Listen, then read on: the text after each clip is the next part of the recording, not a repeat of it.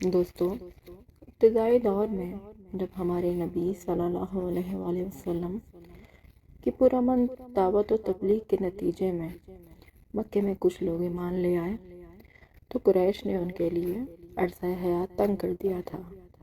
آغاز میں مسلمان ہونے والوں کی اکثریت معاشرے کے کمزور، غریب اور غلام افراد پر مشتمل تھی۔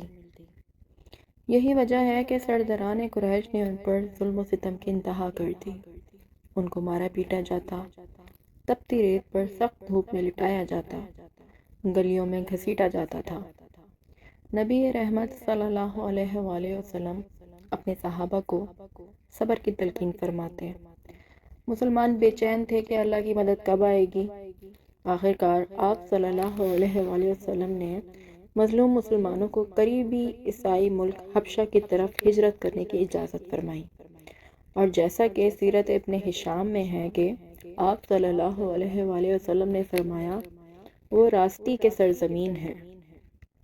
چنانچہ نبی کریم صلی اللہ علیہ وآلہ وسلم کی اجازت سے 85 مردوں اور 17 عورتوں کا قافلہ مکے سے حبشہ ہجرت کر گیا، مگر قریش نے ان کو واپس لانے کے لیے وہاں کے بادشاہ نجاشی کے پاس سفارت بھیجی۔ ہجرت کرنے والوں میں حضرت جعفر طیار رضی اللہ تعالیٰ عنہ بھی شامل تھے۔ وہاں حضرت جعفر طیار رضی اللہ تعالیٰ عنہ نے بادشاہ کے دربار میں تقریر کی۔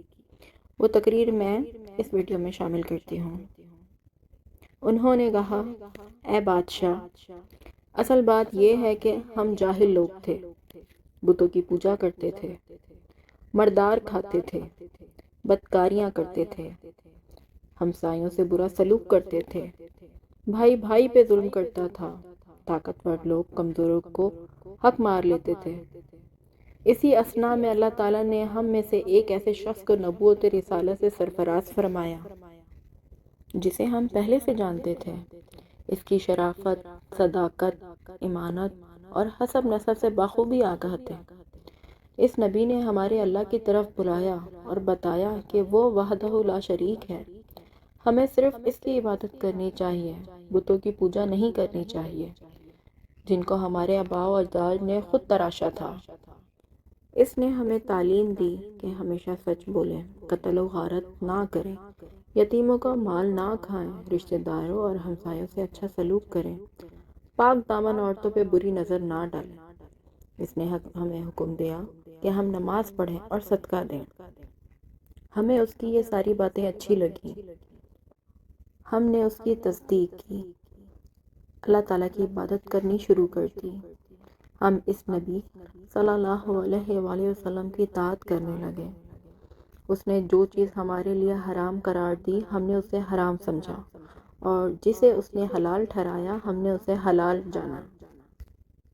اسی وجہ سے ہماری قوم ہماری دشمن ہو گئی۔ انہوں نے ہمیں طرح طرح کی اذیتیں دیں، ہمیں مجبور کر کے شرک اور گمراہی کی طرف واپس لوٹانا چاہا۔ جب ہم اس کے لیے تیار نہ ہوئے تو انہوں نے ہم پہ بے پناہ ظلم و ستم کیا اور ہم پہ عرصہ حیات تنگ کر دیا۔ آخر ہم نے مجبور ہو کر اپنا وطن چھوڑا اور بے سر و سامانی کے عالم میں آپ کے ملک میں پناہ لینے آ گئے۔ اگر ہماری قوم ہمیں ہمارے وطن میں رہنے دیتی تو ہم اپنا وطن کبھی نہ چھوڑتے۔ اور پھر حضرت جعفر نے بادشاہ سے کہا، ہم نے ساری دنیا میں صرف آپ کے ملک کو ترجیح دی، آپ کے زیر سایہ رہنا پسند کیا، اس امید پہ کہ ہم تک کسی ظالم کا ہاتھ نہیں پہنچے گا۔ یہی ہماری درتوا ہے۔ پھر حضرت جعفر کی تقریر کا وہاں پہ سننے والوں پر بہت گہرا اثر ہوا اور وہاں پہ سناٹا چھا گیا۔ تھوڑی دیر کے بعد بادشاہ نے حضرت جعفر سے دریافت کیا، تمہارا نبی اللہ کی طرف سے جو کتاب لایا ہے اس کا کوئی حصہ اگر یاد ہو تو سناؤ۔ اس پر حضرت جعفر رضی اللہ تعالیٰ عنہ نے سورۃ مریم کی تلاوت کی۔ اللہ کا کلام تھا، حضرت جعفر کی پرسوز قرات تھی اور دربار شاہی تھا۔ اس طرح وہاں پر ایک سماں بن گیا۔ بادشاہ پہ اس کا گہرا اثر ہوا۔ وہ اتنا رویا کہ اس کی داڑھی آنسوؤں سے تر ہو گئی۔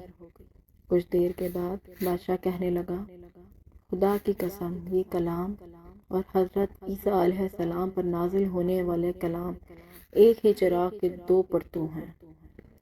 اس کے بعد اس نے قریشی سفیروں سے کہہ دیا، تم لوگ واپس چلے جاؤ، خدا کی قسم میں ان لوگوں کو تمہارے حوالے ہرگز نہیں کروں گا۔ دوستو، آج میں نے آپ کے سامنے ایک چھوٹا سا واقعہ بیان کیا ہے۔